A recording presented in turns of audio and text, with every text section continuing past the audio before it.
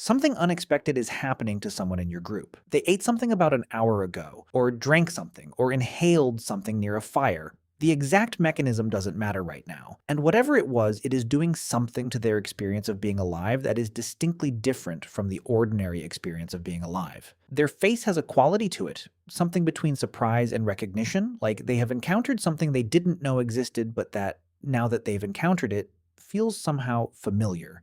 Their movements are slightly different.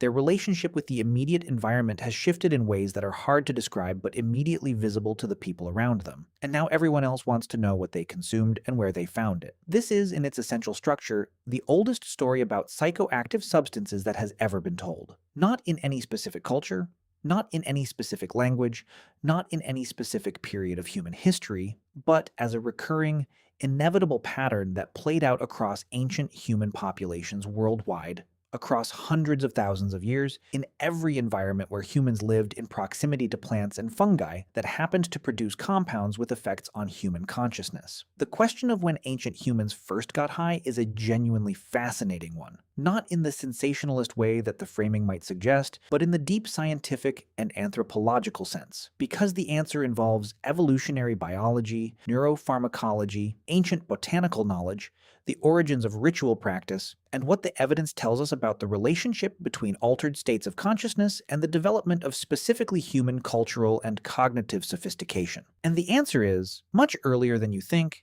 and in ways that were much more significant than recreational. Let's start with the biology because the biology is what makes this story inevitable rather than accidental. The human brain contains specific receptor systems that respond to the active compounds in psychoactive plants and fungi. The endocannabinoid system responds to cannabinoids. The opioid receptor system responds to opioid compounds. Serotonin receptors respond to tryptamine family psychedelics. Dopaminergic systems respond to stimulant compounds. Nicotinic acetylcholine receptors respond to nicotine and related alkaloids. GABA receptor systems respond to alcohol and various sedative compounds. None of these receptor systems evolved because the plants exist.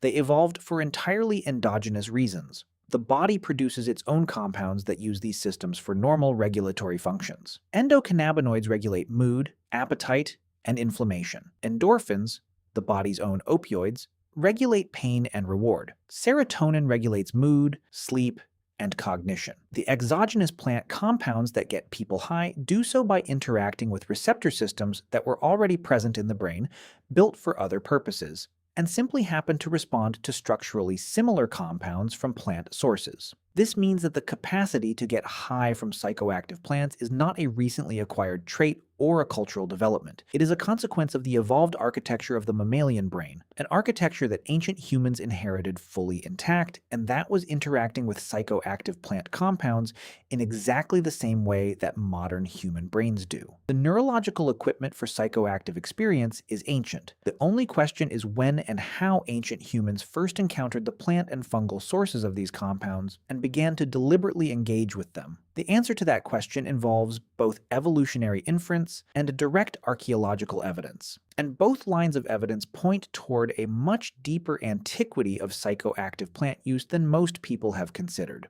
Let's talk about what the evolutionary perspective predicts, because it is the appropriate starting frame before we get into the specific archaeological evidence. Psychoactive plants were present in the environments that ancient humans inhabited throughout the full span of human existence. Cannabis species are native to Central Asia and have been spreading across Eurasia for millions of years. Various Solanaceae, the nightshade family, which includes plants containing tropane alkaloids, are distributed across Africa, Eurasia, and the Americas. Psilocybin mushrooms are found on every inhabited continent. Coca plants in the Americas, khat in Africa, and the Arabian Peninsula, ephedra across Eurasia. The psychoactive pharmacopoeia of the natural world is globally distributed and was present in virtually every ancient human environment. Ancient humans were, by nature and necessity, intensely engaged with their plant and fungal environments. Their survival depended on detailed botanical knowledge, which plants were edible, which were toxic, which had medicinal properties, which could be used for construction,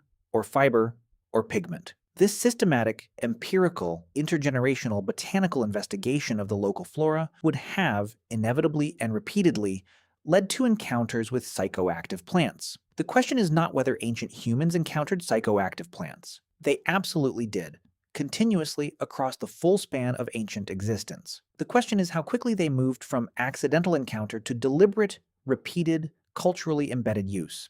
And the evolutionary argument is that the transition from accidental encounter to deliberate use for psychoactive plants that produce rewarding effects was probably rapid, measured in generations rather than millennia, because the neurochemical reward of the psychoactive experience created immediate, powerful motivation for repetition. A single meaningful experience with a psychoactive compound, an experience that feels significantly better than or qualitatively different from ordinary consciousness, that produces the kind of intense positive affect that the dopaminergic reward system generates, is often sufficient to motivate behavioral investment in reproducing that experience. This is not a uniquely human phenomenon. Multiple non-human animal species seek out and repeatedly consume psychoactive plants in their environments. Jaguars in the Amazon have been documented consuming ayahuasca vine and subsequently engaging in behavior consistent with acute psychedelic experience. Elephants seek out fermented fruit. Various bird species consume specific berries with fermentative properties. The seeking of psychoactive compounds by animals in their natural environments is well documented enough to have a name, zoopharmacognosy, and it suggests that the behavior of seeking out compounds that produce altered neurological states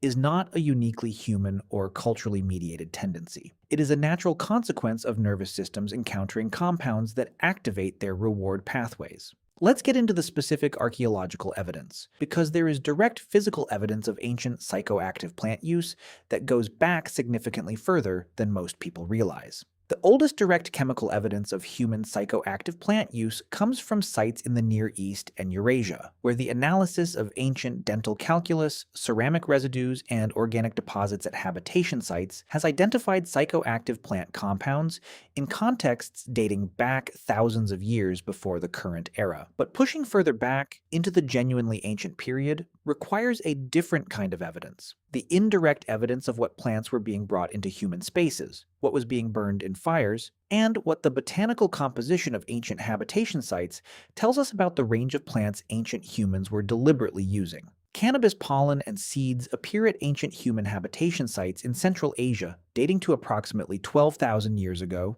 with some researchers arguing for an association going back significantly further based on the co-occurrence of cannabis material with hearth sites across this period. The genetic analysis of cannabis populations has been used to infer the timing of human-mediated dispersal of cannabis from its Central Asian origin region, and the pattern is consistent with ancient humans playing a role in the spread of cannabis populations from very early in the Holocene, if not before. At a site called Zherzankel Cemetery in the Pamir Mountains of western China, dating to approximately 2,500 years ago, researchers found direct chemical evidence of cannabis burning in wooden braziers, with the residue analysis showing high THC cannabis varieties. This is not the first use. It is the first well-preserved direct chemical evidence. The tradition of cannabis use that produced this evidence had an origin point that predates the evidence by an unknown but probably substantial period. In the Americas, the direct evidence for psychoactive plant use goes back further than most people expect. The discovery in Utah of a small pouch containing nicotine residue and seeds from multiple tobacco species, dating to approximately 12,300 years ago, documents deliberate tobacco use within a few thousand years of the initial peopling of the Americas, suggesting that ancient people arriving in a new continent and encountering new plant species moved to deliberate psychoactive use within a geologically brief period. The same pattern appears in the evidence for coca use in South America, peyote use in North America, and ayahuasca use in the Amazon basin, each with direct chemical evidence pushing the confirmed dates of use significantly earlier than previous estimates with each new analytical study. Let's talk about alcohol specifically, because the fermentation of plant materials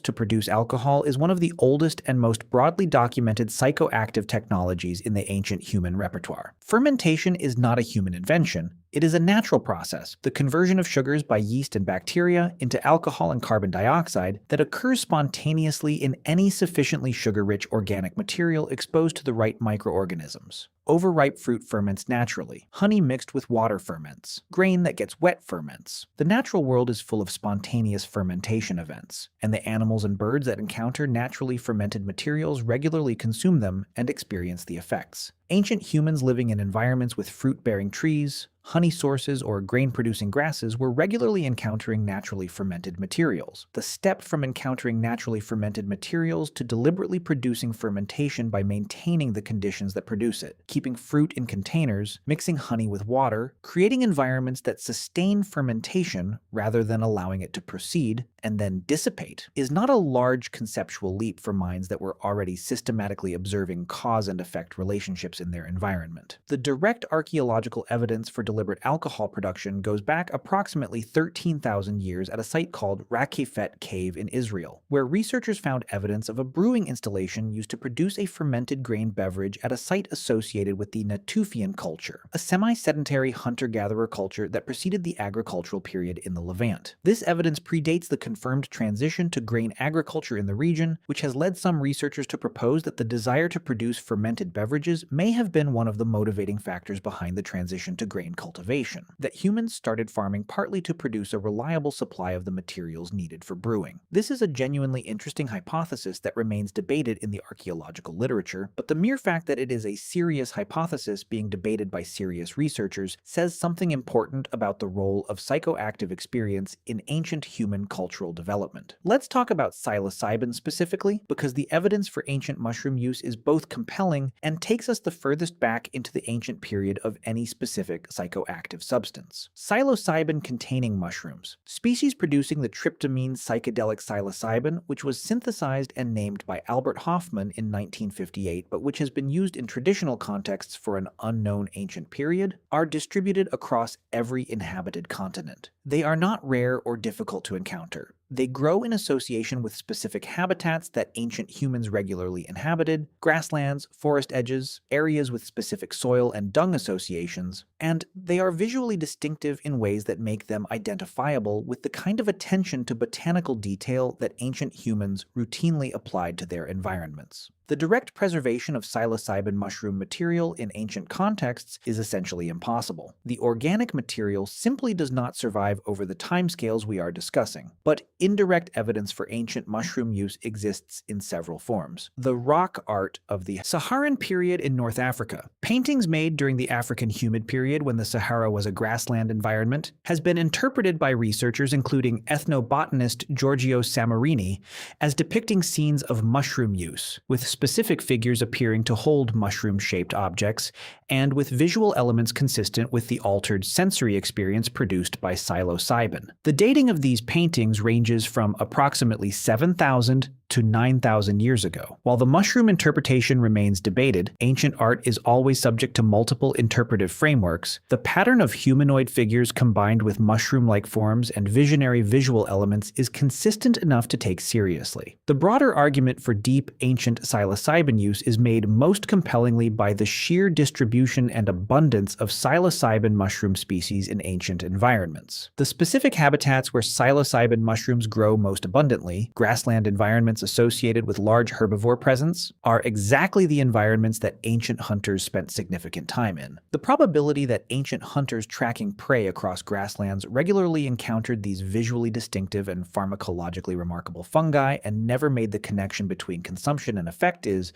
over the timescale of hundreds of thousands of years of ancient human occupation of these environments, essentially zero. Let's talk about what ancient humans would have made of their psychoactive experiences, because the interpretation of these experiences is as important to the story as the experiences themselves. Ancient humans did not have a pharmacological framework. They did not have concepts of receptors, neurotransmitters, or the specific biological mechanisms by which plant compounds alter consciousness. What they had was an experiential framework, the framework of a world understood as populated by invisible forces and agents, in which unusual experiences were naturally naturally interpreted as encounters with those invisible dimensions of reality. A psilocybin experience, the specific phenomenology of visual transformation, boundary dissolution, intense emotional processing, and the sense of encountering something more real than ordinary reality, interpreted through this cosmological framework, is not experienced as a drug effect. It is experienced as a genuine encounter with something that ordinary consciousness does not access. The beings perceived, the visions experienced, the sense of expanded understanding achieved. All of this is interpreted not as the product of an altered neurological state, but as direct perception of a layer of reality that the psychoactive compound has made accessible. This interpretive framework produced the cultural embedding of psychoactive plant use that is documented across virtually every traditional culture that has maintained ancient-style subsistence practices. By the way, if you want to go even deeper into the secret lives of ancient humans, I just launched a full course called The Secret Lives of Ancient Humans. 10 modules, 3+ hours of content covering everything we never talk about on YouTube. What they feared, how they communicated, what hunted them, and much more. Plus an exclusive PDF guide included. Link in the description. See you inside. The use of psychoactive plants in traditional contexts is not recreational in the contemporary sense. It is embedded in ritual structures that treat the altered state as a specific kind of real, a way of accessing dimensions of knowledge or reality that are important to the community's well-being, and that surround the experience with cultural management that maximizes its beneficial potential and minimizes its risks. The shaman or ritual specialist who manages the community's psychoactive plant knowledge is not a drug dealer in ancient clothing.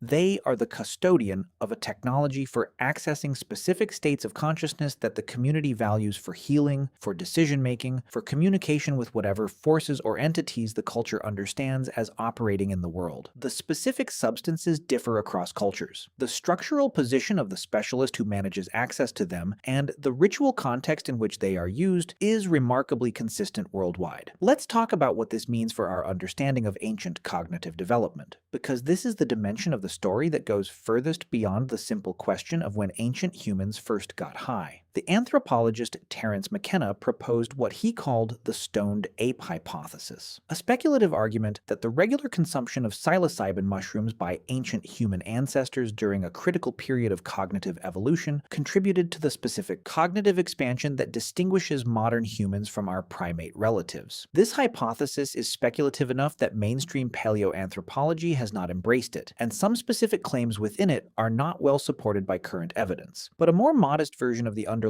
idea has more traction. The regular, culturally embedded use of psychoactive substances, particularly the classic psychedelics like psilocybin that produce intense, content-rich, altered states, creates specific kinds of cognitive experiences that are not available through ordinary consciousness. These experiences can produce genuine insights, novel associations between previously unconnected ideas, and what psychologists studying psychedelics describe as increased cognitive flexibility, the temporary relaxation of habitual cognitive frameworks that allows genuinely new ideas to form. In the context of ancient communities where innovation was the primary driver of long-term survival improvement, any cultural practice that regularly produced states of enhanced cognitive flexibility and novel ideation was a potentially adaptive technology. The communities that embedded psychoactive plant use in structures that channeled these enhanced states toward practical ends, toward healing knowledge, toward ecological problem solving, toward the creative work that produced cultural and technological innovation, may have had genuine adaptive advantages over communities that did not. This is not a claim that ancient humans needed drugs to be creative or intelligent. It is a claim that the specific cognitive effects of psychoactive compounds managed within cultural structures designed to optimize those effects may have contributed to the specific quality and direction of ancient human cultural development in ways that the evidence is beginning to support. Here is the timeline that the full evidence supports, presented as directly as possible. The neurological capacity for psychoactive experience, the receptor systems that respond to plant compounds, is ancient, present in the hominin lineage for millions of years, and was fully operational in ancient humans from the moment our species appeared in the fossil record. The environmental presence of psychoactive plants and fungi in ancient human habitats is equally ancient and essentially continuous. There was no period of ancient human existence in which psychoactive plants were not present in at least some of the environments ancient humans occupied. The transition from accidental encounter to deliberate, repeated, culturally embedded use was almost certainly rapid once initial contact occurred, given the neurological reward mechanisms that psychoactive compounds activate and the naturally exploratory, knowledge-accumulating behavioral style of ancient humans. The oldest confirmed direct chemical evidence of deliberate psychoactive plant use in specific substances dates to the early Holocene, approximately 10,000 to 12,000 years ago, for various substances across different regions. The oldest indirect evidence, rock art, plant accumulations in habitation contexts, botanical distribution patterns, pushes the probable origins of deliberate use significantly further back. The most honest statement of the timeline is, we do not know how far back the origin goes, but the biological and circumstantial evidence suggests that deliberate psychoactive plant use is at least as old as the cultural behaviors that first become clearly visible in the ancient record: art, ritual, deliberate burial, long-distance exchange, and maybe significantly older. Ancient humans got high. They got high early. They got high in ritual contexts, in healing contexts, and almost certainly in social contexts. They built cultural structures around the experiences, transmitted the knowledge of how to reproduce those experiences, and incorporated the insights produced by those experiences into the accumulated knowledge systems that guided their communities. And somewhere in that history, in the specific intersection of ancient human minds with the pharmacological richness of the natural world, something happened to human consciousness and culture that we are still feeling the effects of today.